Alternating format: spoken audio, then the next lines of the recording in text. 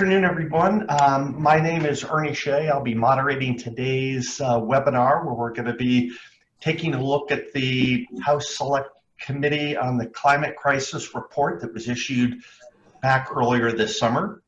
Our format today is that we're going to hear from a number of panel members outlining their views and perspectives on the report. And then we have really tried to prioritize at least 30 minutes of block of time for a conversation with the NACSAA members. I want to thank all of you for your participation and interest in this topic over the last many months as the report was put together by our team. And it appears that the conversation around climate smart agriculture continues to grow, both at the national level as well as at the state level. And your recommendations that you put forward will be a way to help shape the decisions that are made. It'll help share knowledge. And we want to, again, thank all of you for participating in NACSAA and for being part of this team. For logistics, most of you by now are probably becoming somewhat expert at Zoom meetings or virtual meetings. We would simply ask that you mute your microphone. And when we get to the dialogue part of the webinar, you can either raise your hand or type a question in the chat bar, and then I'll try to keep track of the folks that have a comment or a question. I can call on you, and we'll see how that goes once we arrive at that part of the program. So with that, I think that's all we have in the way of housekeeping comments today. I'd like to welcome and thank our panel members. Today we have Ray Gasser, who is the chair of the NACSAA Enabling Policy Team, who's going to be kicking off our webinar with a brief recap of the work that went into the development of our recommendations. For our panel members, we have Jeremy Peters, CEO of the National Association of Conservation Districts. We'll be talking about conservation programming. Brian Jennings, the CEO of the American Council for Ethanol, who's going to be talking about the biofuel pathway. We have Pat OToole, the president of the Family Farm Alliance, who's going to be talking about water issues. And Roger Wolfe, the director of innovation and innovative solutions with the Iowa soybean growers, who's going to be talking about soil health, soil carbon, and related topics there. And then we'll go to our Q&A, and we'll wrap up with some reflections and observations by Fred Yoder, who has been chairing the NACSAA platform for the last couple of years. So with that, with no further ado, Ray Gasser, we will turn the program over to you for your background and introductory comments. Welcome, Ray. Thank you, Ernie. Are we ready, Kara? We sure are. Okay. So anyway, my name's Ray Gasser, a longtime farmer here near Corning in Southwest Iowa. You know, on our farm, as most of us in agriculture, we've always been concerned about caring for the land and caring for our families and our communities. And when we do all those things, we're also adapting to the climate issues and taking care of the land that we've been privileged to care for. So anyway,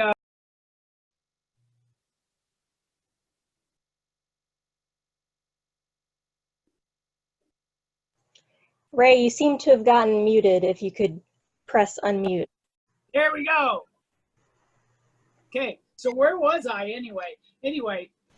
My name's Ray Gasser, privileged to be chairman of the North American Climate Smart Agriculture Enabling Policies Team. Why and how we came to develop these policy recommendations was because we were asked, but also we've been talking about, you know, enabling policies for a long time and how we might impact, you know, our agriculture's ability to have a seat at the table in Washington, D.C. and impact the legislation that happens there. So we put together a team back in probably late January, submitted our recommendations to the House Committee on Climate in early March. but our, everyone on North American Climate Smart Agriculture was invited to be on the team. And we had a really nice mix of agriculture, food production, equipment manufacturing, life science, conservation organizations, associations, and, and particularly those of us who are farmers. And I think we came up with a really balanced group of recommendations. Not everyone on the team can fully agree with everything that's there, but I think it does address, our pillars of sustainable intensification, adaptation, and resiliency, and having those systems that allow farmers to retain and sequester carbon and be profitable at the same time. So with that, Ernie, I would like to turn it over to our panel and have them tell us a little bit about what they're seeing and what they're hearing, and how their interactions meet with, our managing water cycle, or managing, the conservation, financial, technical assistance, research, risk management, all those things that are important to us and allow agriculture to be a solution to climate change. So with that, I turn it over to you.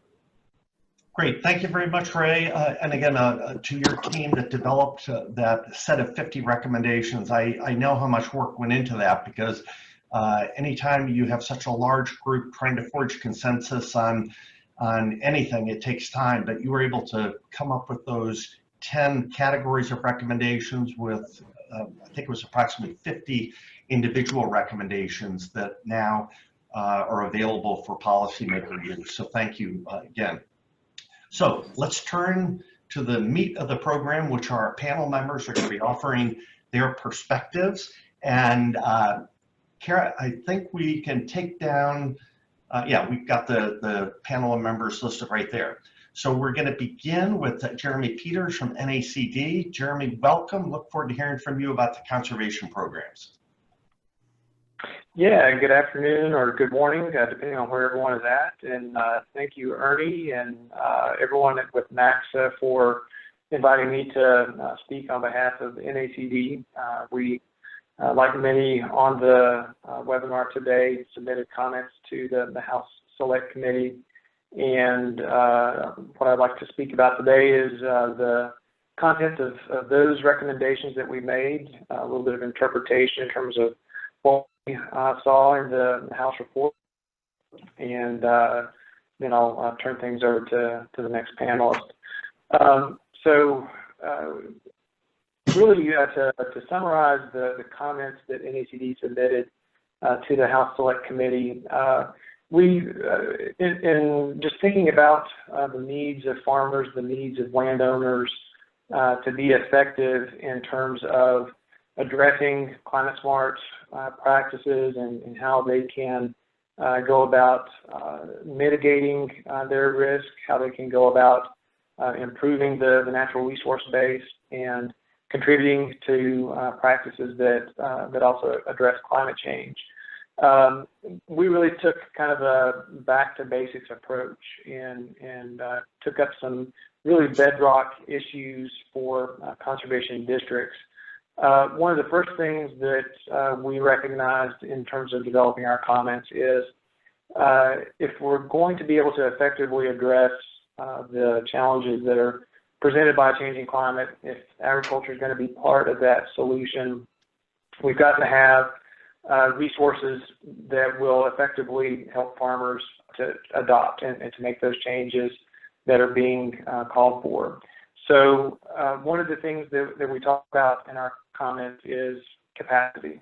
We've got to have additional capacity at the local level to help farmers to be able to adapt, to consider the alternative practices that they may be looking at and that they're being asked to take. And all that comes down to technical assistance. We've got to have strong technical assistance. There has to be funding and programs in place to deliver effective technical assistance. And that all comes through primarily good conservation planning, whether we're talking about preparing a landowner for enrollment in a Farm Bill program, and we speak to Farm Bill in our comments as well, or we're talking about helping prepare a farmer for a climate oriented, or we're talking about helping a farmer prepare for a private sector initiative that might be geared towards fee for services, ecosystem services, or the like. It all comes back at the end of the day to good conservation planning, and we have to have the resources in place to help farmers develop an effective conservation plan. That really serves as the blueprint. It's the management document that helps to guide the daily decision making and to help navigate the changes in management practices and to guide in the adoption of the conservation practices that are needed. So a strong focus within our comments were geared towards increasing conservation technical assistance as a priority, as well as getting additional boots on the ground. We've got to have additional capacity within our federal partner, the Natural Resources Conservation Service. We've got to have stronger capacity at the state and at the local level to deliver the programs that are going to be beneficial from a climate standpoint. We also talked about Farm Bill programs, and we talked about the need to be able to further expand the support for Farm Bill conservation programs. Specifically, if we're looking at benefits coming from working lands, we need to have the financial assistance in place that's going to help farmers have the tools to implement the changes that are being called for in their conservation plan, that are being called for from international climate goals. You know, we've got to have the financial assistance in place to help navigate that transition. So we call for expansion of the Farm Bill conservation programs to provide that assistance. And then we also, in our comments, we also focused on the need for additional support. We recognize that that can't come entirely from the public sector, can't entirely come from the private sector, but we need to have strong collaboration across all sectors. All stands to gain from helping farmers navigate the challenges. You know, we all have shared responsibilities from a climate standpoint, and so it's going to take all sectors working in alignment to be able to make that happen.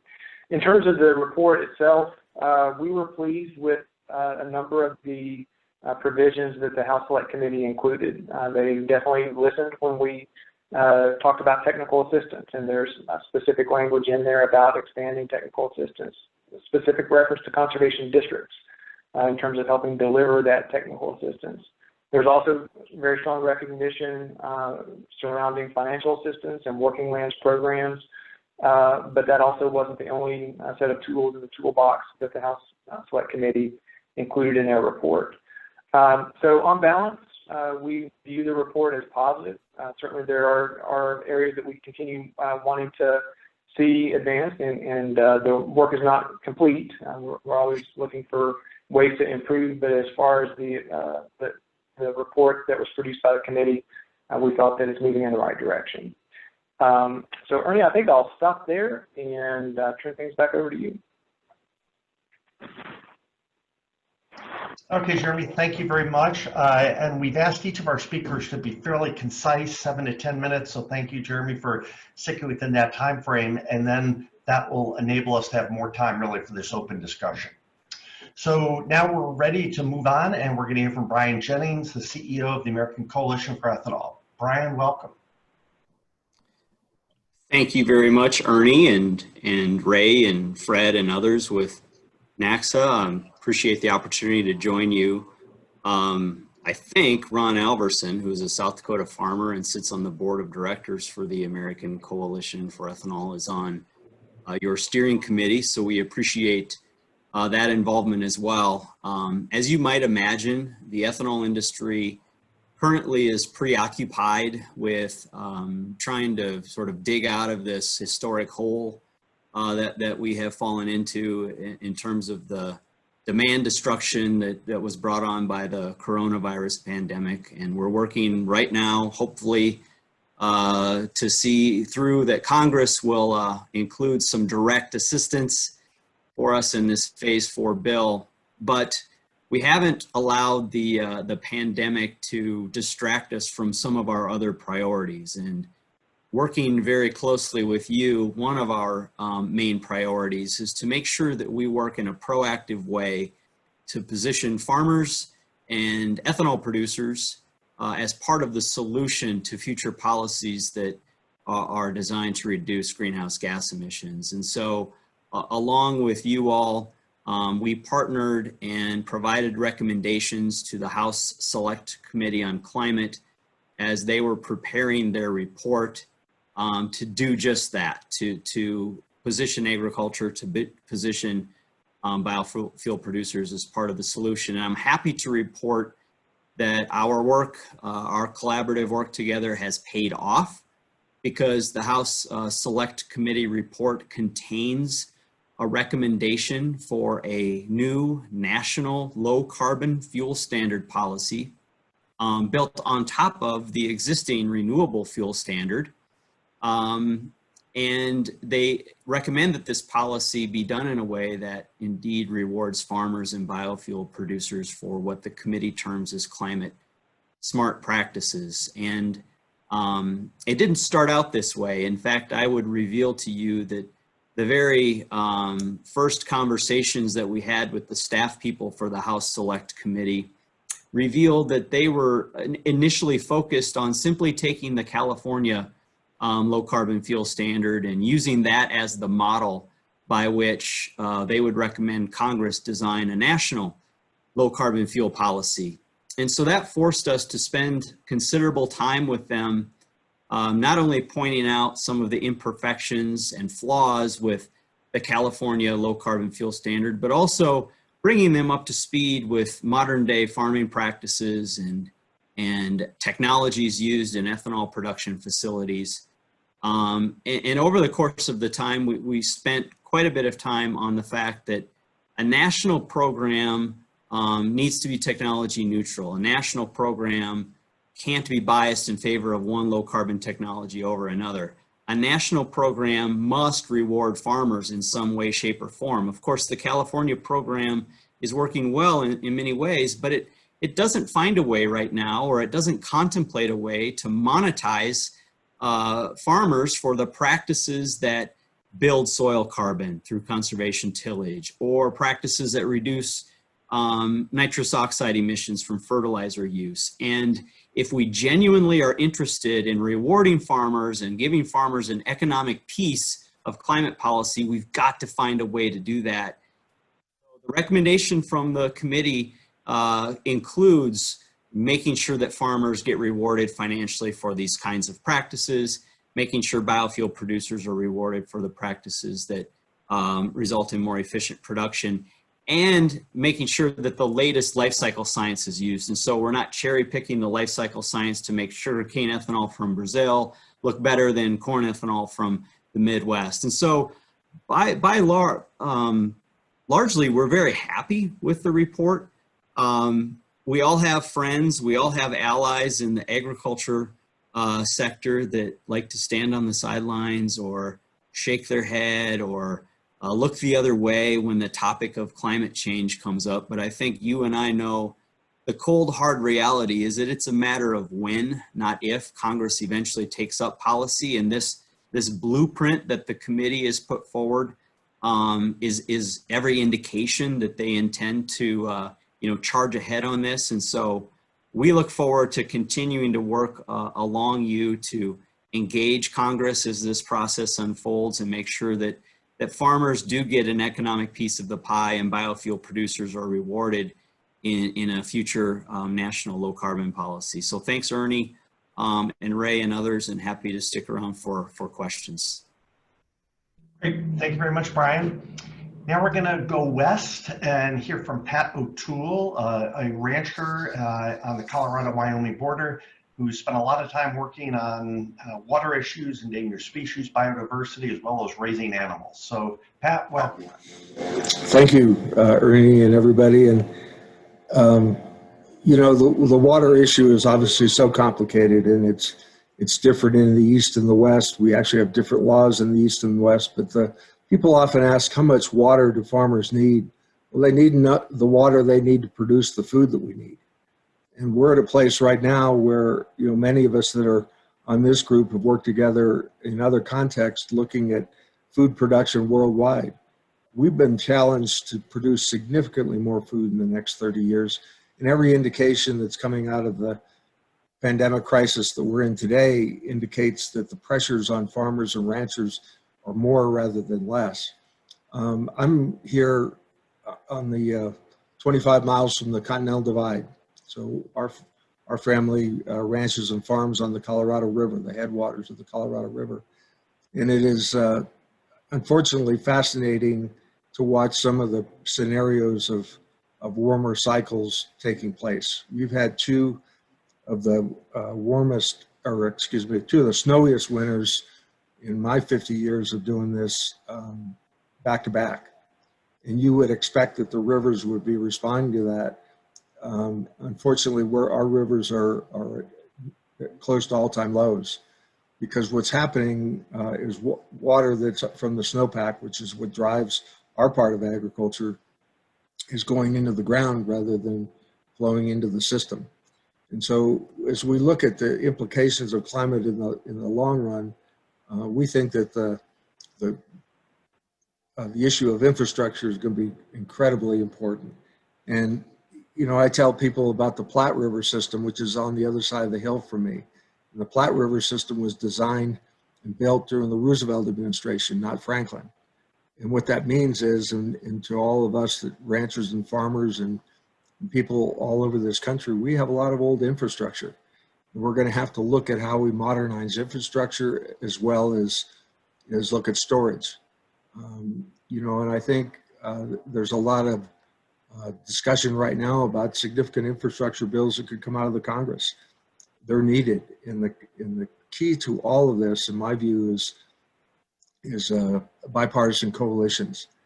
These issues aren't about any party. It isn't about even any particular part of the country or part of the world. This is a worldwide effort that we need to make sure that we can produce enough food and do it sustainably, and that sustainably means profitably as well as environmentally.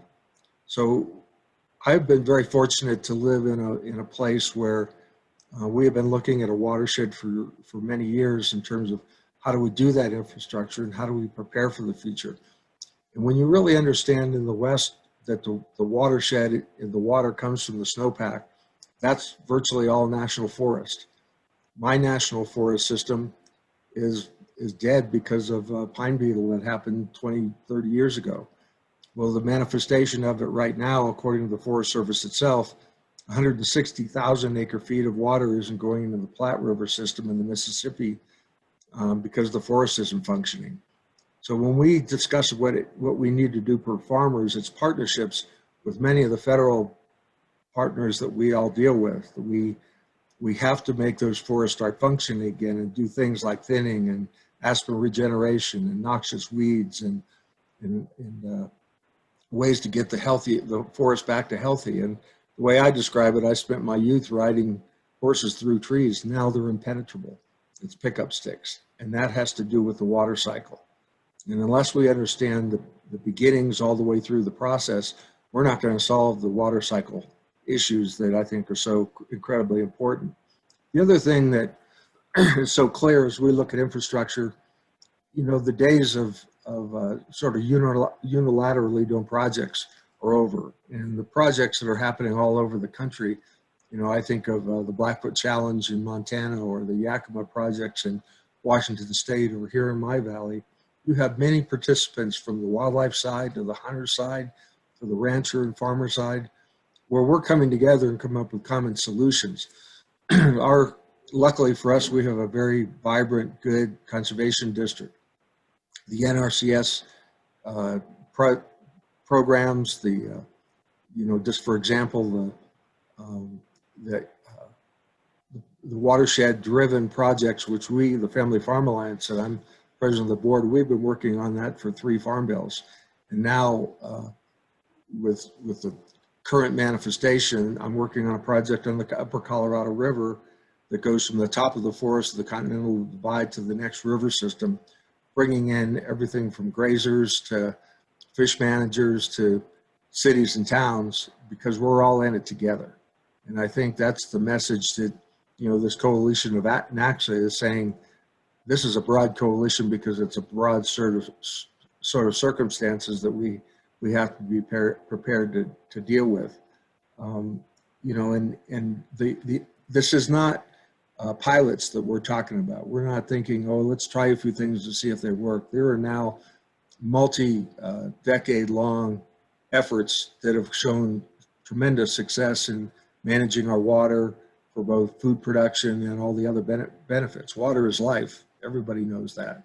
We have to figure out how to do it in a way that balances the needs. And certainly from my perspective, I'm going, how do I hold that water up that's now leaving a month earlier or 2 weeks earlier, that typically this is our month of irrigating. It's not here to irrigate with. How do we look at the whole system in a way that we perpetuate all the different uses that we've expected from that water in that watershed? So, you know, there's a lot of different categories of how water is applied. You know, in the Midwest, all of a sudden we have a huge efficiency use of water for sprinklers that didn't exist not that long ago. At the same time, you know, we're involved in the myth of efficiency that I call it, where we become so efficient.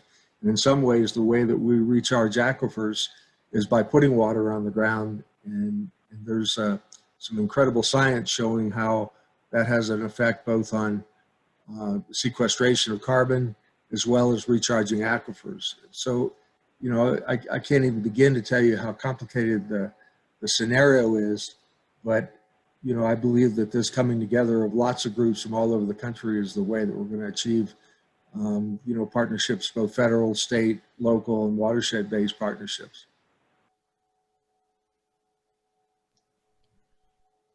Okay, Pat, thank you very much for that setup on water. I'm sure we're going to have a whole series of questions and issues that relate to that. So now we're going to move on to our final panel member partner, and that's Roger Wolfe with the Iowa Soybean Association. Roger, welcome. Thanks, Ernie. Really glad to join you folks today. I'm going to highlight a little bit of the report that connects directly with soil health issues. And I want to reiterate kind of this common theme of that this report, well, you should feel really good that your alliance really had an impact. It supports the enabling policies that the alliance has put forward. Those policies are recognize that it has to be broad. Positioning ag as an active participant in advancing solutions. It's one of the reasons Iowa Soybean is interested in participating in the alliance, and it's something we do here. Whether you're talking water or you're talking soil health, it starts on the farm. It's a farmer-centric type of approach.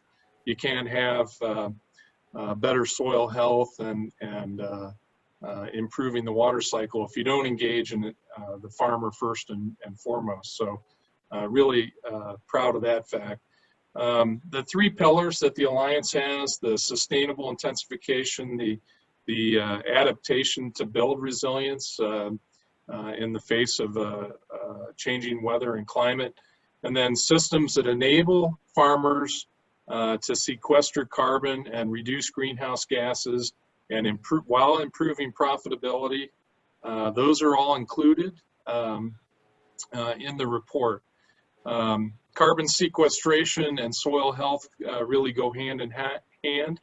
It's foundational. You see in the report quite a lot of recommendations that connect directly to what we've already talked about in terms of adaptation, and really enabling participation the idea of generating new revenue streams, I think, is really important because, you know, as Brian said, you know, the demand cycle is for biofuels has been really nicked because of COVID. Certainly, we all know about our export markets. You know, there's a lot of headwinds in agriculture. So the time is right now to find ways of generating new revenue drivers and positioning agriculture as a provider of solutions. And to get to have that soil health as a foundation for row crop farmers is vitally important. It also reinforces that we can achieve multi-objective linkages with water. Certainly you're changing the water cycle if you're retaining carbon and building soil health. This is key to reducing our nutrient loss. That also has impacts in terms of nutrient discharge through our rivers and streams, and that's really important to our downstream partners and in our communities, whether it's source water for cities or even as far as the Gulf of Mexico when you think of the Mississippi River. The report inventories a lot of current legislation that's being introduced, such as the Ag Resiliency Act, just to point out one of them. It really builds on Farm Bill programs and focuses on prioritizing climate smart solutions. One of the things that I'm particularly interested in is, and what we're working on here in Iowa is how do we scale up? How do we go from demonstration of these technologies and practices, such as certainly the Soil Health Partnership and some of our RCPP projects have been demonstrating these technologies, but how do we go to scale? How can we create a system where the masses can participate in this? And so ecosystem service markets could play a predominant role, I think, in scaling up. And here in Iowa, we certainly have policies supporting these kinds of programs, and we're working hard to engage more farmers in actively developing out these projects. I agree with Jeremy about the increased capacity for our soil districts and NRCS, but I would also argue that there's a whole raft of other influencers and stakeholders that need to be brought into this space. Our ag retail, for example, and how can we reach more farmers and move them into this space of actively engaging. So it's going to take all these partnership efforts.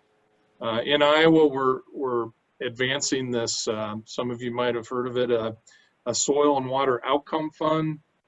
And we're piloting transactions in that space. Really, I'm very bullish on this. We hope to scale it up. I think some of the policies that are talked about, that are being talked about in terms of Farm Bill and what have you, could greatly assist in moving those kinds of things forward. So anyway, there's a lot there. I'm enthused about the low carbon fuel discussion, and that could create a big demand driver, particularly if we connect it with the soil health and water quality kinds of issues that we're talking about in this conversation. So I think there's a lot to be excited about, and we're going to continue to invest in trying to advance this going forward. So thanks for inviting me.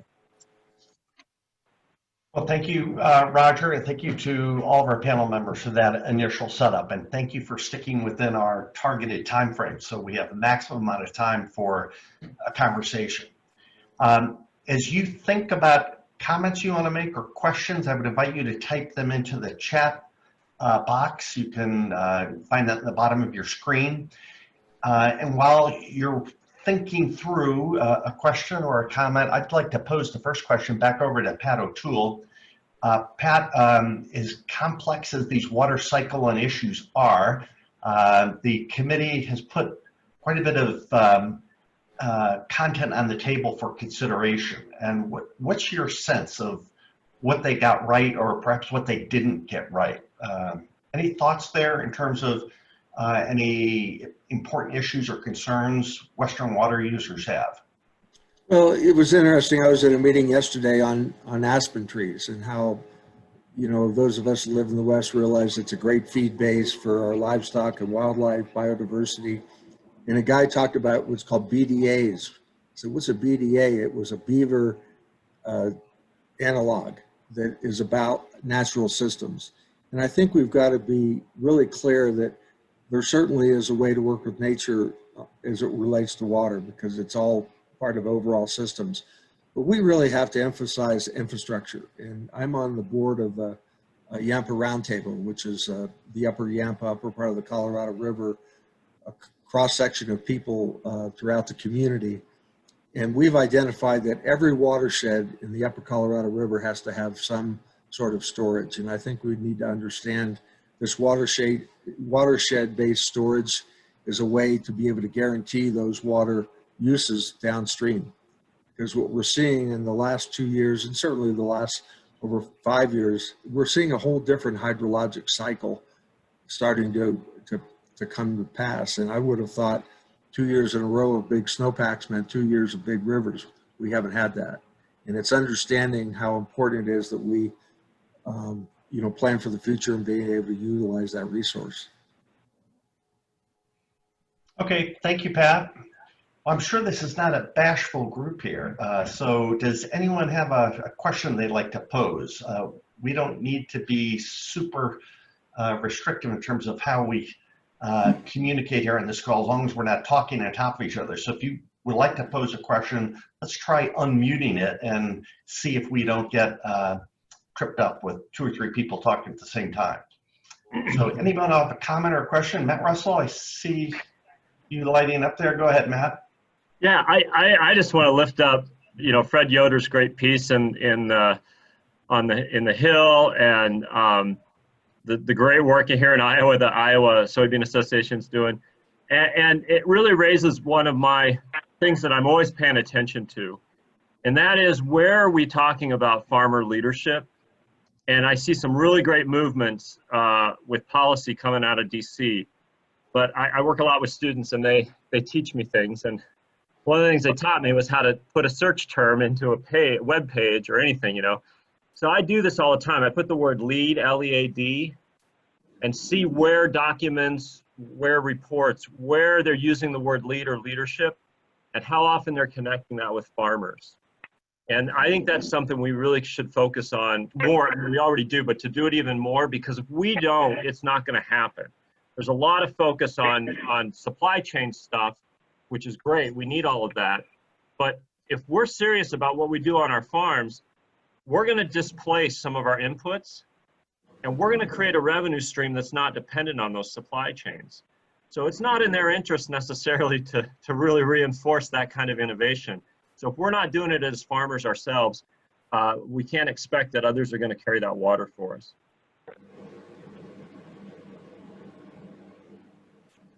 Okay, thank you for that comment, Matt. Other perspectives, comments? Ray, I see you get your hand up. And you know, Roger and Fred and Ernie, we've I talked about it a lot, but the whole idea of additionality, you know, is really concerns to me. You know, as we provide incentives for farmers and ranchers to do the right thing, if you've already been doing a lot of those practices, you know, you get no benefit for that, and those who haven't been so innovative get all the benefits. And I just think we've got to find a way not to punish good deeds. You know, no good deed goes unpunished, they say. But you know, it's just we need to correct that. Especially as the authorizing committees pick up these recommendations and do additional work on their own. I think that's a great example of why we need to stay engaged and identify when they've gone off course and are actually working at cross purposes with other efforts that are underway. Other thoughts, comments, perspectives? Go ahead, I'd Jeremy. like to respond a bit to just the leadership topic that Matt raised. I couldn't agree more. I think, we need to make sure that as stakeholders, if farmers are being asked to deliver on climate solutions, part of that comes from policies, part of it comes from private initiatives, but it also has to come from initiative at the farm gate. And I think, a lot of the perspectives represented on this webinar are true to that. But I think Roger's point about scaling up is, we do need to have more people taking steps forward and being willing to take some risks. It's not easy, and the risks, in terms of changing management practices are many. There's a lot of risks, a lot of uncertainty around that, but at the same time, that's when, leaders do step forward. And we've started looking at, in terms of conservation districts and working with our foundation. We launched a Next Generation Leadership Institute last year, and really looking at the leadership skills that are going to be needed for the next generation. As we're thinking about both for us, farmers and conservation district supervisors, which oftentimes are one and the same, what are the skills that they're going to need to be able to be effective leaders in future generations, and how do we equip them now to be able to do that? So glad to hear the leadership topic come up as something that's important to climate smart agriculture. Okay, thank you, Jeremy. Other observations, perspectives? Pat? Yeah, and we talked about this a little earlier today. Those of us that deal with federal agencies, or whether it be your own conservation district, Forest Service, BLM, Game and Fish, Fish and Wildlife Service, the people that we actually deal with on the ground are the crucial point of contact. And if you're going to get a project done or move forward into doing things that aren't the status quo, those people have to buy in. And in our lives, we find that when we have a partner that wants to partner and figure out how we make solutions, it's as magical as anything you do. And if you know the federal system, there's dollars available. I always feel like, when you look at Department of Interior and USDA, and you're working together with all the different appropriate agencies, that's when you get a lot done. But there's a lot of resistance to change within the system that I think, climate is changing in a way that we have to realize. We react to it, we become more resilient. And so that set of relationships with our partners in the system is crucial to keep evolving and be more really positive. Thank you, Pat. Other perspectives, comments, Roger? Yeah, Ernie, I think Ray's point's really important, that we're going to have to reconcile this issue of, the leading farmers have already demonstrated a lot of these technologies. And so, so this is a policy thing that we're going to have to work through. Although I will say that I'm pretty optimistic about our ability to figure this out, because we have to have additionality, because we got to have some improvements. It's continuous improvement. We have to have it. At the same time, we should be rewarding people for being good actors. So this is a policy discussion. We have to engage in it. I think there's some value-added opportunities here. Frankly, we wouldn't be where we're at in low carbon fuel policy without those early adopters. And so that's important to note that, we are being rewarded already for those early adopters in the form of the biofuels policy. So I think we can do this. We also have to continue to push the needle. So we got to make improvements. As I drive across the countryside, there's a lot of room for more conservation. And that's why I mentioned scale up. We really have to move the needle to get more farmers engaged, not just the early adopters, not just the demonstrators. So I agree with you, Ray. I know this is but we're going to have to push through and reconcile this question. Thank you, Roger. I want to take us back for a minute to talk about greenhouse gas emission reductions. A lot of what drives our conversation is sustainable intensification of production, improvements in resiliency to enable us to better withstand these extreme weather events.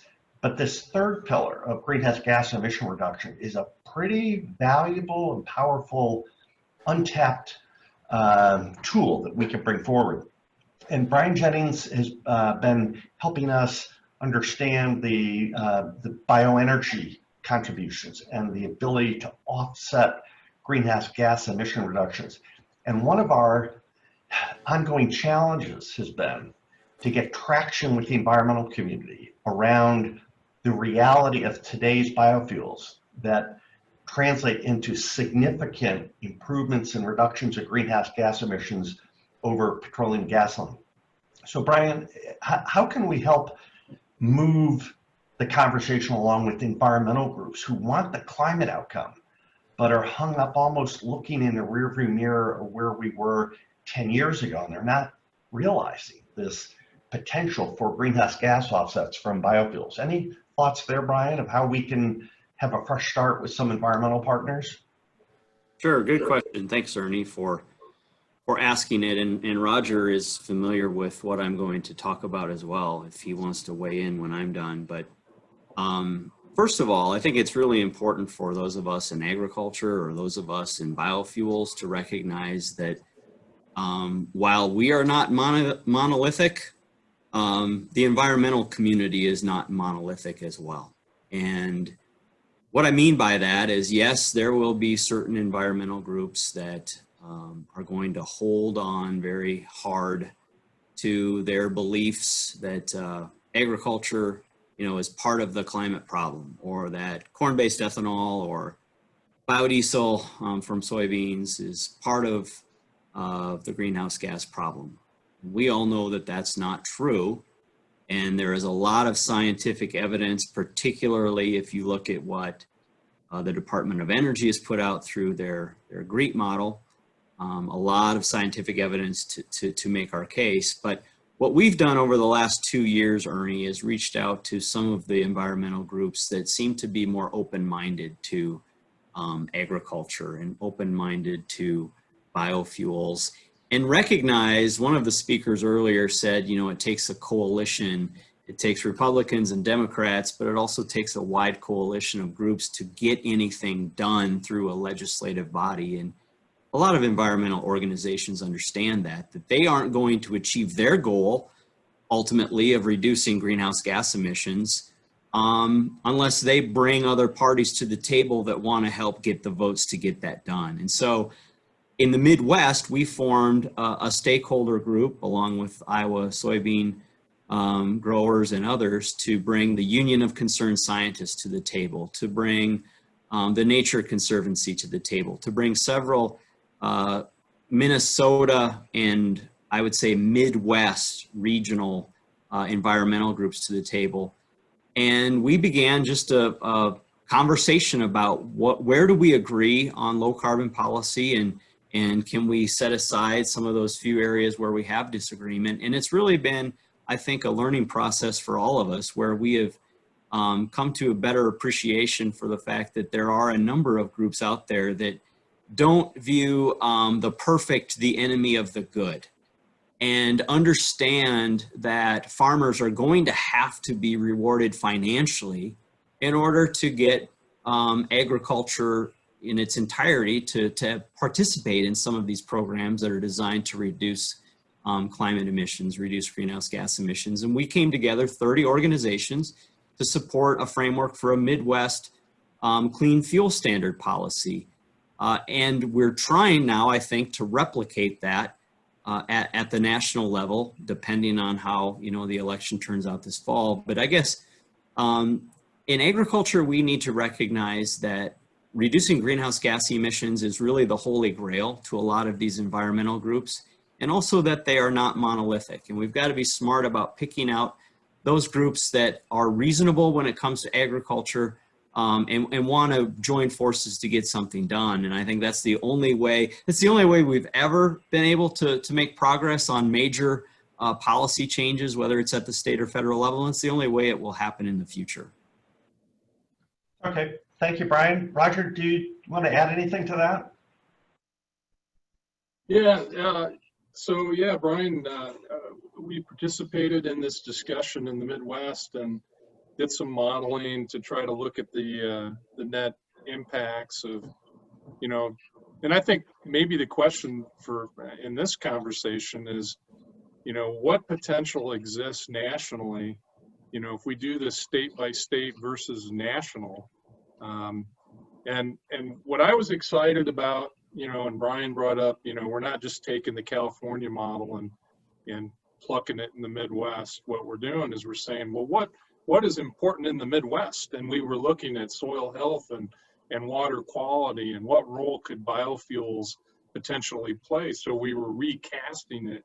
So then you have a conversation about, well, how do you do this in Minnesota, Iowa, Illinois, Missouri, and how do you wrestle with the fact that they all have their own histories on biofuel? You know, we all have our special state programs. So all of a sudden you have a conversation, well, hey, if you have climate smart agriculture nationally, is there an opportunity here? And I think that's what's on the table. And I'm really bullish on this because, you know, when you start thinking about how you could drive the ecosystem marketplace, you have to have demand drivers. You have to have, you know, there's a supply and demand in a marketplace. And so if farmers are providing the supply of credits, and the biofuels industry could potentially play a role in rewarding farmers, pretty interesting conversation there. So, and the reality is, and this is partly why we're doing this in Iowa with the Soil and Water Outcome Fund, you know, this is an abstract conversation. We need to show people that these transactions can actually work. And we're real close to that. It's at the foundational level.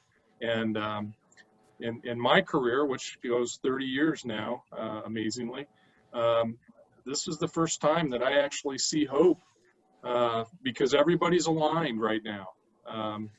And we can do this. Climate smart agriculture, its time is right now. So I just want to reinforce that and reinforce the need for these strong coalitions.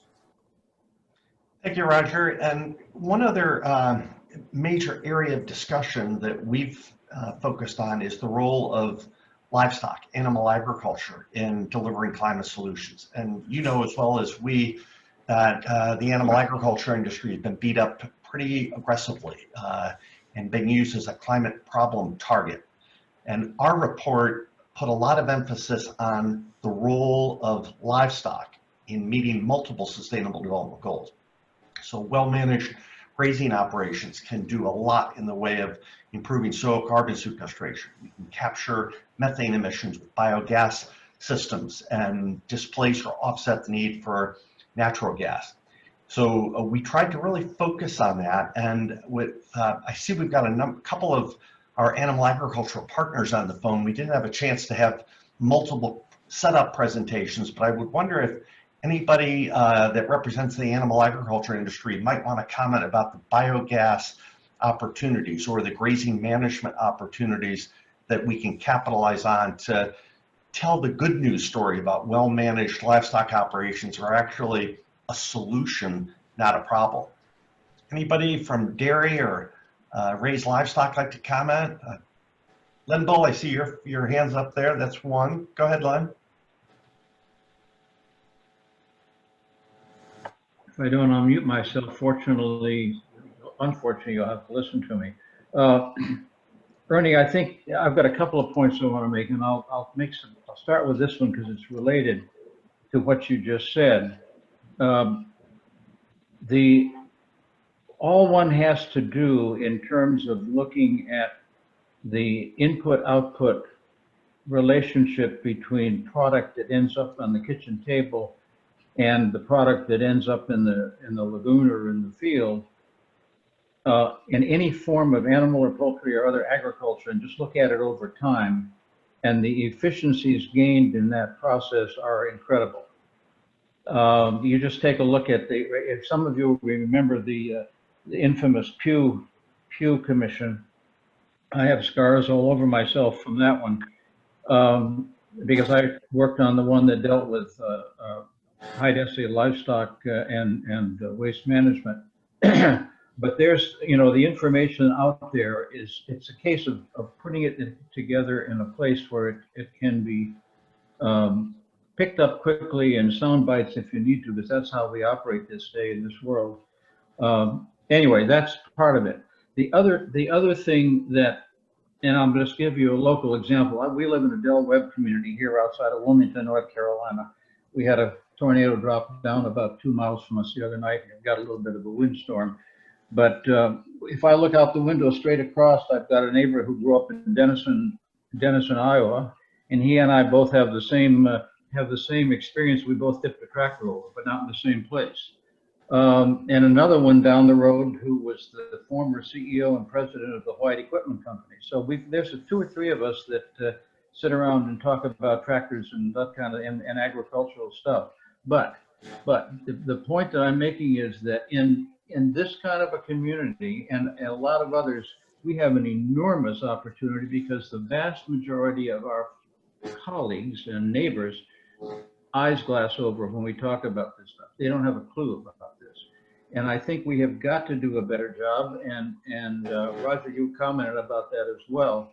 We've got to do a better job of that. And one of the places that I find people be able to understand it, if you talk on the animal side, is if you talk about the important role of animal production and animal agriculture in recycling carbon once it gets out of the fossil end and becomes part of the labile carbon system in the atmosphere.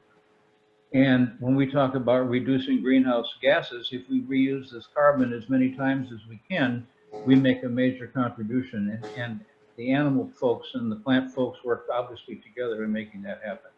But there's an opportunity, and I encourage us all to really push that as we talk to folks about what can be done. I'll stop talking now. Okay, Lynn, thank you very much. And Jamie Johnacker's with us with National Milk Producers. Jamie, thoughts on the opportunities as well as challenges? Jamie, I think you're on mute. If you could unmute, we'll hear you. There we go. Thank you, Ernie. Appreciate the opportunity here to just give a little bit of perspective on what we're doing in the dairy sector right now. And I think kind of building on what Leonard Bull just talked about in looking at how livestock and in my case, the dairy industry, really we're looking to see how we can be part of that environmental solution because we know that consumers are going to want to continue having dairy products, animal protein in their diets, and that's going to just increase as we have increasing economic opportunities, particularly in Southeast Asia and in Africa. So one of the things that we've committed to very recently in the U.S. dairy industry is to be carbon neutral or better by 2050.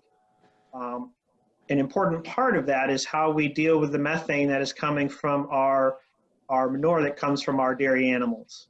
And we see that gathering the energy potential out of that methane through methane digesters is going to be an important part of reaching that carbon neutrality or better. Today we have somewhere in the neighborhood of around 200 to 220 operating methane digesters on dairy farms. And some of those are used for electrical generation. Some of them are having their the methane being scrubbed and put directly into CNG pipelines. And so there's I think a tremendous opportunity for the dairy sector in biogas. And I think we've really only just scratched the surface. Part of it is that there are not the right financial incentives to put more digesters on dairy farms in the U.S. And it is something that, you know, as we look at what policy aspects might help improve that, you know, that's where an organization like mine, the National Milk Producers Federation, comes in to see if there are ways to better incentivize methane digesters on dairy farms. Frankly, right now, in most cases, they would be a financial burden to a farm. They wouldn't be even revenue neutral. They would be a cost to most dairy farms to be able to put in. There's a variety of reasons around that that we probably don't need to get into here. But I think the important aspect is that they are going to be an important part of the story of how the U.S. dairy industry gets to that carbon neutrality, and working out the those financial aspects that make them at minimum cost neutral, and more hopefully an additional revenue source for dairy farms is what's going to make them much more attractive for dairy farmers to bring into their systems. Hey, Jamie, thank you very much. Glad to see your focus very closely on that solution pathway. Ray Gasser, the Iowa Climate Smart Ag folks have been doing some interesting cutting edge work that involves utilizing cover crops as a biomass supplement to enhance the effective functioning of digesters.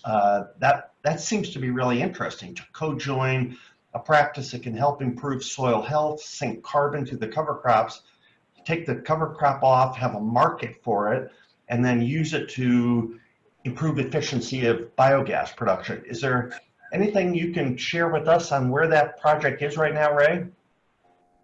And Ray, you're on mute. Yes, and we are moving along with that. And, you know, one of our co-chairs, Brian Sievers, has a decade or more of experience with a biodigester on his farm. He raises about 2,500 head of fat cattle a year in open front, and takes that manure and it runs through the digester to create energy that he puts back into the system.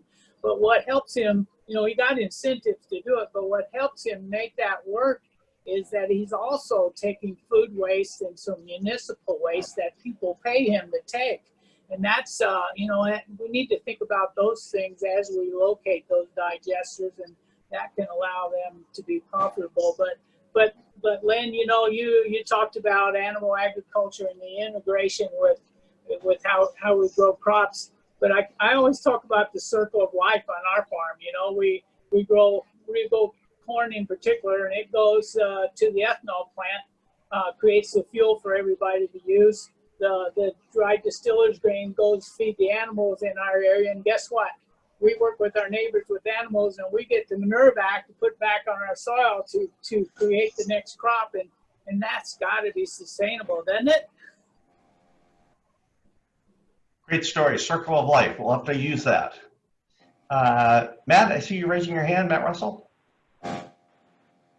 Yeah, real quick, when we bring farmers together here in Iowa, one of the things they were really clear about, and I'm summarizing, is that under the current system, and we have a lot of leakage, like there's some pollution in our systems, and a lot of that cost of that pollution gets externalized.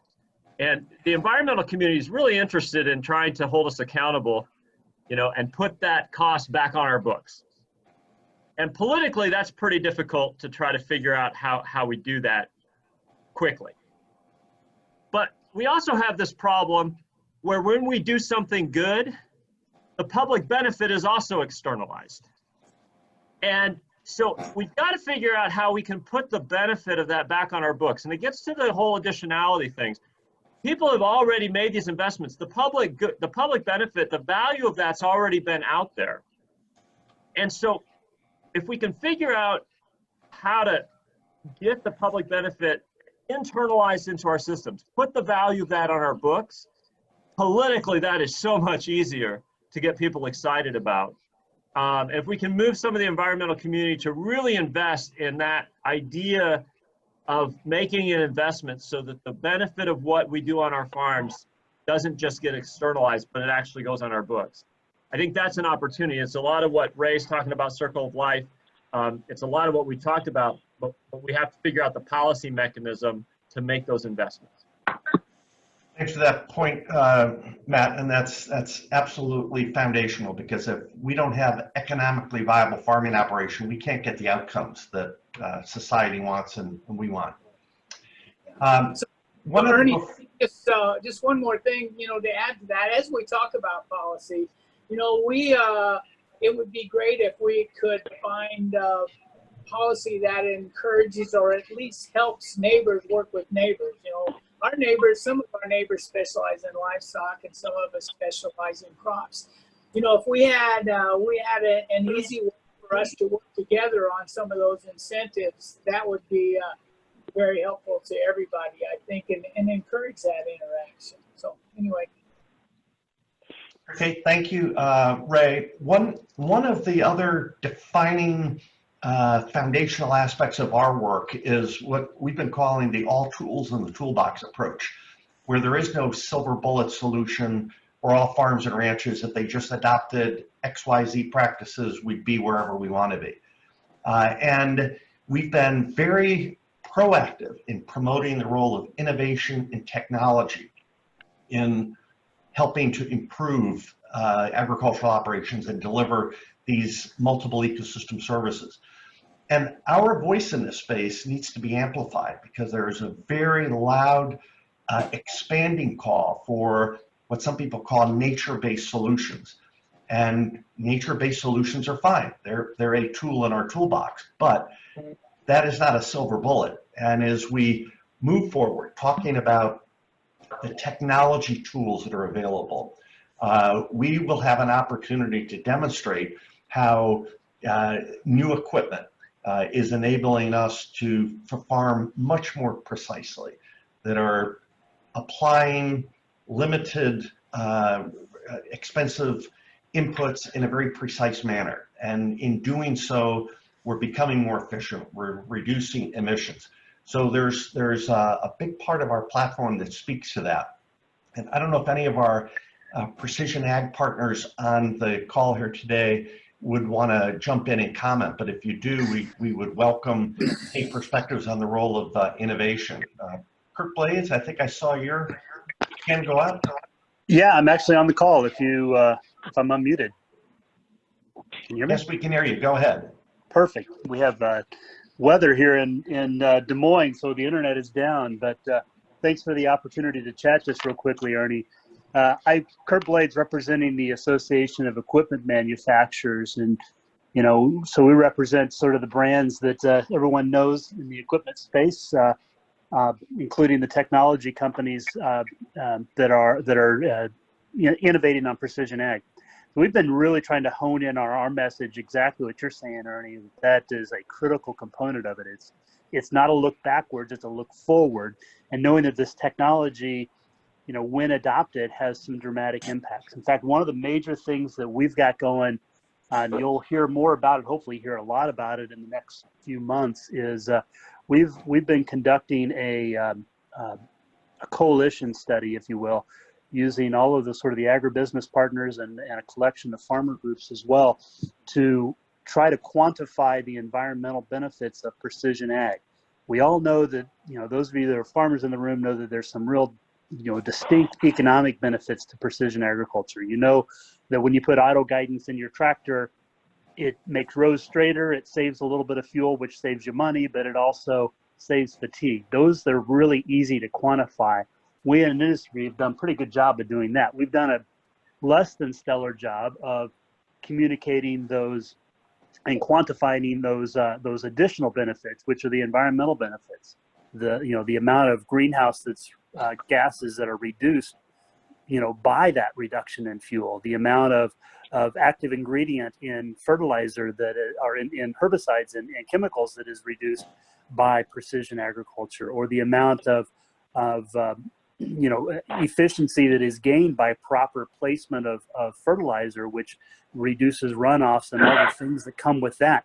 We've done a less than stellar job of doing that. So we're trying to quantify that, and we'll be releasing this study in early September, and then we're going to be pretty active in sharing that information with the policymakers and regulators kind of across the nation, as well as in Canada, to make that story well known. But I think you're absolutely right, Ernie. It's all of us working together to recognize this is just one of those arrows in our quiver. We've got lots and lots of arrows that we can point to.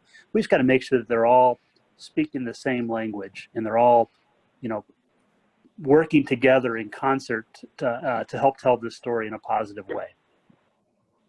That's great, and the timing is perfect because the conversations are growing in Washington as well at the state level, and that new study, I'm sure our platform, the NACSAA platform, can use as we talk about the multiple tools in our toolbox and how we need to really avoid this tendency to shoot for the silver bullet solution. I'm looking at our time here. We're closing in on when we wanted to turn over to Fred Yoder, but does anyone else have a issue or a point you'd like to bring up? Ken Chesky, I see you raising your hand. Okay, just make sure I'm unmuted. I just wanted to follow up on 2 or 3 comments that kind of came out today's one. Just a follow on to what Kurt was just saying on technology. We actually have a CAS publication coming out in November of this year. We'll be looking at ground and aerial robots and in production agriculture. This paper focused on the use of these technologies really across both plant and animal agriculture. And we've pulled together lots of subject matter experts on this across the country. And so again, I think when we talk about what's the body of evidence that points to the use of some of these technologies, that would be important. And I also wanted to kind of circle back a little bit to some of the comments earlier. I think Jamie and some of the others were weighing in on what was happening in the livestock. We actually have a CAS paper that's just getting started, and it came out of some groups, dairy-related groups that are part of CAS, originally to do a paper on looking at enteric methane. We enlisted Frank Mittelohner from UC Davis to kind of lead this project for us, pull together a team of experts. Early on, he asked to kind of broaden it to look more at biogenic and really looking both, at different forms of gas and how it's being managed. And I think it gets a little bit back to some of the points that came out earlier in the conversation. So we're going to be proceeding forward on that as well. There is another thing for you all to kind of watch, or maybe be aware of. Some of you may be aware of it, but to watch. And it gets a little bit back to Ray's comment on this kind of circle of life concept. Coming out of Europe, I participated in a couple different webinars this fall looking at this idea of circular agriculture systems. This is gaining some attention by the National Academy of Sciences through the Board of Agriculture and Natural Resources. They along are partnering up with groups like the American Society of Agriculture and Biological Engineers, and I believe even some societies and others. They're going to be looking at this, and it takes into a concept of, some of the work being done in Europe, in the Netherlands, and other places, and a little bit back to the analogy of looking at the low carbon fuel standards. How do you make it adaptable and applicable to farming systems, production agriculture systems in here? But it gets a little bit of what Ray was saying, this kind of how do we use some of these natural cycles, take advantage of some of those, and use some of these systems to achieve kind of low carbon or carbon neutrality. So, we talk about expanding the use of this and the role of science, technology, and innovation. We should probably monitor some of those things and be able to use some of those as they become available. Hey, Ken, thank you, and we really appreciate CAS input into this, because another one of our foundational guiding principles is that decision-making must be science-based, and not every conversation has a science foundation to it, and we're dealing with that not just at the national level, but at the global level, where we're also having similar climate-enabling policy conversations as we're working in the United Nations Climate Convention process. And I know a number of you have helped in constructing our submissions, and we're very grateful for your input and leadership and the time you put into this. So these conversations around enabling policy, around agricultural solutions are just blooming. And we've been focused this afternoon here on the national conversation, but I know we've got Don McCabe from Canada on the phone. We've got a number of you that have been active in the climate convention. I see Laura Moody is on with TFI. These conversations are not Washington centric by any stretch. The world is on a glide path to reduce the carbon contributions of the economy. They're looking for solutions, and the good news is there's finally an awareness that agriculture can be looked at in the solution column rather than just the problem column. So as we have these conversations in Washington, rest assured they don't stop there. They go right into all of our other platforms where we're working globally to really position agriculture as a solution. So we are unfortunately out of time for the panel members. I want to thank you all for your input, and we want to segue now for the last 15 minutes to a conversation about, so what comes next? And Fred Yoder, who's been chairing NACSAA for the last couple of years, is with us to share some of his insights and to get your good guidance. So Fred, over to you. Well, thanks, Ernie. Can you hear me? Okay. We can. Okay. Well, first of all, I want to thank everyone for participating in this webinar. Really appreciate the speakers, and just to review a little bit, I mean, there's some real connectivity in just about whatever every one of them was talking about. You know, Jeremy reminded us that they're working on the needs of farmers, but it's also about mitigating risk, and that's what every farmer looks at, is how do we mitigate risk. And then if we're going to adapt to a different process, a different set of practices, then it's going to take resources to adapt. So it's not just, you know, resilience is not just free. I mean, if you're going to change so you can do more than one thing, it's going to take some money to be able to do more than one direction. And we need resources. So let's figure out where we're going to get the resources. And we heard this in several of the ones, but the capacity. How do we develop the capacity that everyone is going to need?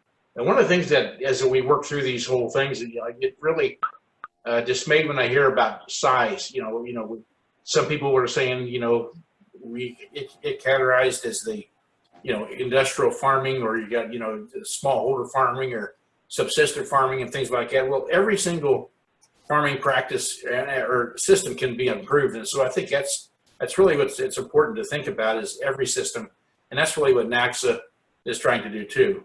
Brian reminded us that we're going through a real trial right now with demand destruction and with ethanol, and we have to figure out ways to you know, for the pandemic, how do we rewrite the ship, and there's a lot of different things that are going against it, and you know, with the small refiners that can opt out and things like that.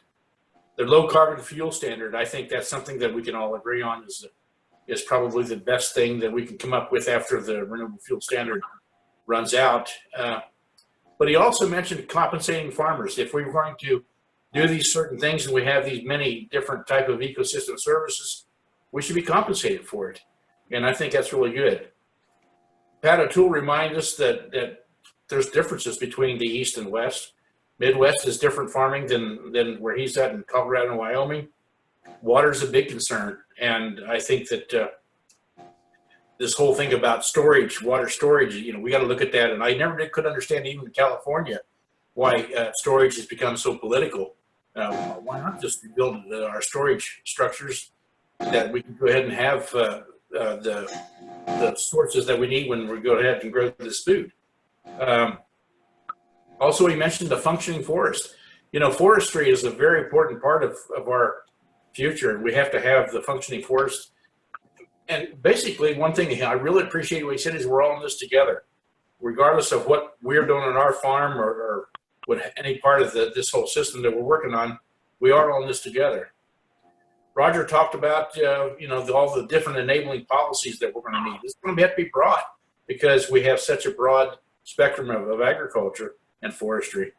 I really appreciate him emphasizing the 3 pillars of climate smart agriculture. That's something we all agree on.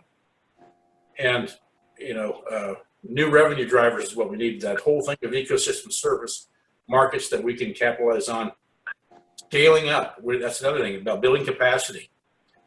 But one of the other things that I really appreciated is he said the time is right for all of this to come together. You know, yesterday we saw where there was an op-ed put out by several different things. Who would ever thought that we were here to American Farm Bureau come out with a climate positive statement. So I apologize for the phone. It'll go away here. I'm by here by myself. It was mentioned today, and I really appreciate all the kudos I've gotten. That I was honored to be printing my op-ed in the Hill magazine in D.C. And one of the things that you know, we talked about was the House Select Committee on the climate crisis. What we felt about it, and I was mainly writing my opinion, but I was also trying to represent SFL and NACSAA. And one of the things that I really tried to stress was the last paragraph about the economic valuability of our farms is really first and foremost in my mind. We can come up with the best plan, we can come up with the ultimate way to do things, but unless the farmer can have an economic incentive out of it, it's going to be very hard to get it accepted. So anyway, I appreciate the kudos, and it's kind of interesting. We've really tried, NACSAA has always tried to have been nonpartisan or bipartisan, either one. And so after this was printed and published, I got criticism from the Democratic side because we were sort of ripping them on, you know, the water part, and then also the amount of land that the United States needs to control. And then, you know, we got ripped on the Republican side because it was too Democratic favoring them. So I think that must be just about right. We really do try to be nonpartisan in anything we do, because we are on this together. And what we really are trying to do with NACSAA is to be a place where, a safe place where everyone can bring everybody's doing wonderful things. And so bring your knowledge. We want to be a knowledge sharing organization where we can share with each other, and hopefully we learn from each other. So as we go back to our regular enabling policy development, that maybe we learn something. You know, it's really important to know where you start in these specific conversations, because sometimes you don't understand where we're going. So we really need to start with full knowledge. And so we come up to a much different perspective if we have the knowledge of how things are going. And I'm really pleased to hear the discussion about livestock.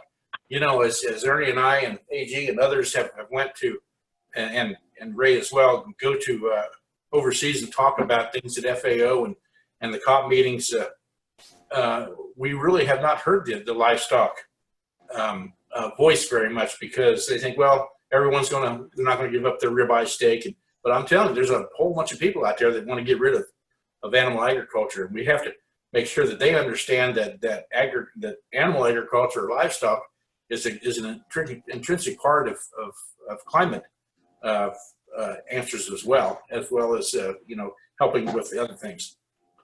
One of the things that really we have to worry about is how do we incentivize farmers to make changes. And again, it comes back to the idea of an economic value. But there's so many things. You know, I'm in Ohio. We have some water quality issues here that we're working with the state as well as federal. But water and climate things they're linked. And so sometimes when you work on climate things, but if you work on water, you're also doing a climate prospect as well.